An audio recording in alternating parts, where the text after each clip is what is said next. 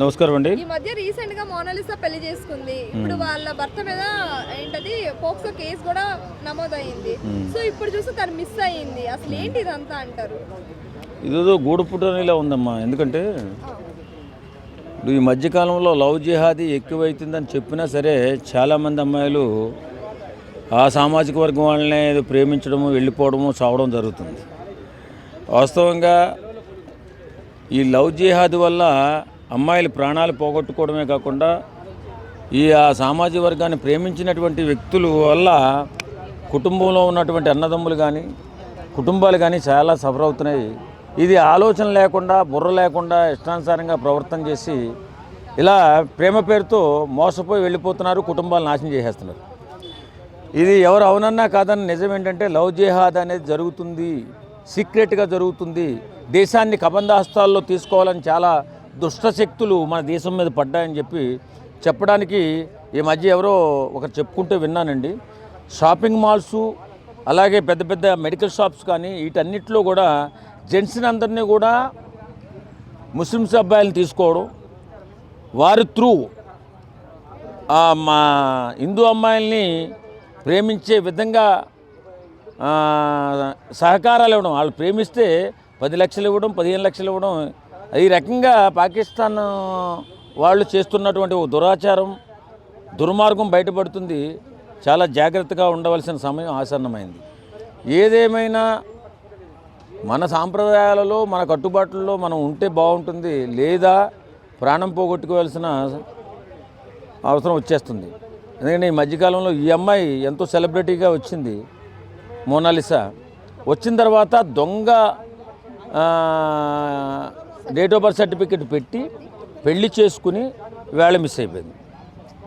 అలాగే రీసెంట్గా 3 days back పంజాగుట్టలో కూడా ఇద్దరు బ్రదర్స్ ముస్లిమ్స్ 16 సంవత్సరాల అమ్మాయిని ప్రేమించి మోసం చేశారు.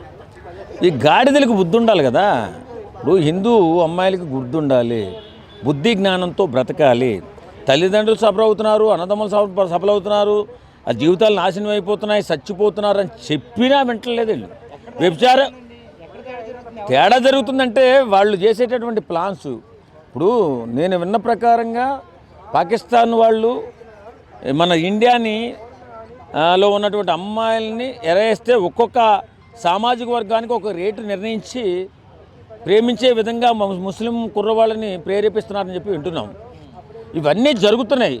చంపేస్తున్నారు, తీసుకెళ్ళి పాకిస్తాన్లో అమ్మేస్తున్నారు, బ్రోతలుగా చేసేస్తున్నారు, పిల్లలు పుట్టినాక యంత్రాలుగా వాడుతున్నారని తెలిసినా చెప్పినా ఎన్నో రకాలుగా సినిమాలు తీసినా, షార్ట్ ఫిల్మ్ తీసినా ఈ యధవలో బుద్ధి లేని గాడిదలు మారట్లేదు. మరి ఏం చెప్పాలి వీళ్ళ గురించి? ఇంత బుద్ధిహీనంగా బతుకుతున్నారంటే ఏం పోయే కాలం వచ్చింది ఈ అమ్మాయిలకి? నాకు అర్థం కాదు.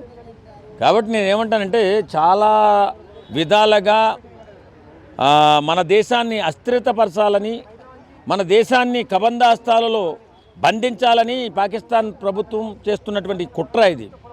ప్రతి పెద్ద పెద్ద షాపింగ్ మాల్సు, ముస్లింకి సంబంధించిన షాపింగ్ మాల్స్లో కానీ మన షాపింగ్ మాల్స్లో కానీ ముస్లిం అబ్బాయిలను పెట్టి హిందూ అమ్మాయిలకు కూడా అందులో జాబులు కల్పించి తద్వారా వాళ్ళు చేస్తున్నటువంటి ఈ గూడుపుటాన్ని జరుగుతుంది.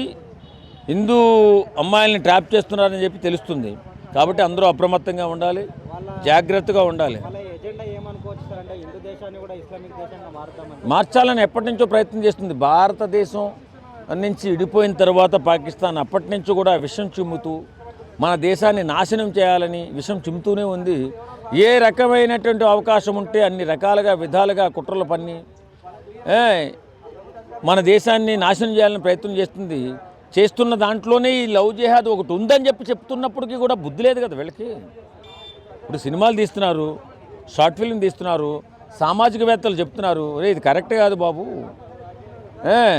బిడ్డల జీవితాలు నాశనం అయిపోతాయని చెప్పినా సరే కుటుంబాల మాట కూడా వినకుండా అమ్మాయిలు ఈ రకంగా వేరే సామాజిక వర్గాన్ని వారిని లవ్ చేస్తున్నాను, పెళ్లి చేసుకుంటున్నాను చెప్పడం మన దౌర్భాగ్యం. మనం ఏం చేయలేము దానికి. ఇలాంటి జరగడానికి మెయిన్ కారణం ఇండియా గవర్నమెంట్ అనుకోవచ్చు. అంటే హైకోర్టులో లవ్ మ్యారేజెస్ వ్యతిరేకంగా పోలీసులు కూడా సపోర్ట్ చేస్తున్నారు కదా. ఏం సపోర్ట్ కాదండి. ఇప్పుడు ఒక యుక్త వయసు వచ్చిన తర్వాత మన ఇండియాలో యుక్త వయసు వచ్చిన తర్వాత ఎవరితోనైనా సాంగత్యంగా ఉండొచ్చు. అది కులం మతం అనేది భేదం ఏమి ఉండదు. కానీ మన దేశాన్ని నాశనం చేయడానికి ఇలా ప్రయత్నాలు జరుగుతున్నాయి కాబట్టి మనం అప్రమత్తంగా ఉండాలి. అదే చెప్తున్నాం మనం అప్రమత్తంగా ఉండాలి. బిడ్డల భవిష్యత్తు బాగుండాలంటే మనం ఆ తల్లిదండ్రులు అప్రమత్తంగా ఉండాలి, చదువుకునేటటువంటి పిల్లల అప్రమత్తంగా ఉండాలి, అన్నదమ్ముల ఆత్మ అప్రమత్తంగా ఉండాలి. లేకపోతే ఆడపిల్లల జీవితం బుగ్గుపాలు అవుతుంది ఖాయం. ఇలాంటి వాళ్ళకి ఏం చెప్తారు సార్ ఫైనల్